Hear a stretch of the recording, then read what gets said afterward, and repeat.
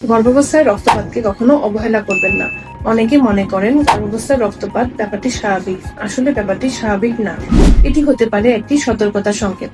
গর্ভাবস্থার প্রথম দিকে রক্তপাতের কারণ হতে পারে গর্ভপাতের আশঙ্কা, বাথরুডিন অ্যাবর্শন, মোলার প্রেগনেন্সি অথবা একটোপিক প্রেগনেন্সি। গর্ভাবস্থার শেষের দিকে রক্তপাতের কারণ হতে পারে প্লাসেন্টা রিলেটেড সমস্যা, অর্থাৎ গর্ভফুলের সমস্যা। প্লাসেন্টা প্রিভিয়া মানে গর্ভফুল নিচের দিকে, অথবা অ্যাবডপশন প্লাসেন্টা মানে কোনো কারণে গর্ভফুল জরা থেকে ছুটে চলে এসেছে। এটা বিভিন্ন কারণে হয়ে থাকে, যেমন মায়ের উচ্চ রক্তচাপ বা মা কোনো কারণে ব্যথা পেয়েছে। গর্ভাবস্থার রক্তপাতের সাথে যদি তীব্র তলপেটে ব্যথা বা মাথা ঘোরানো, অজ্ঞান হয়ে যাওয়া বা বাচ্চা নড়াচড়া কম অনুভূত হয়, তাহলে দ্রুত একজন চিকিৎসকের পরামর্শ নিন। কোনো অবস্থাতেই নিজে থেকে হরমোনজনিত ওষুধ বা ব্যথানাশক ওষুধ খাবেন না।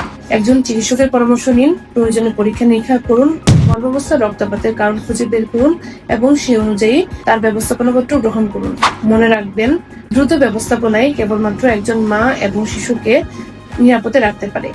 সুস্থ থাকুন, নিরাপদ থাকুন। ধন্যবাদ সবাইকে।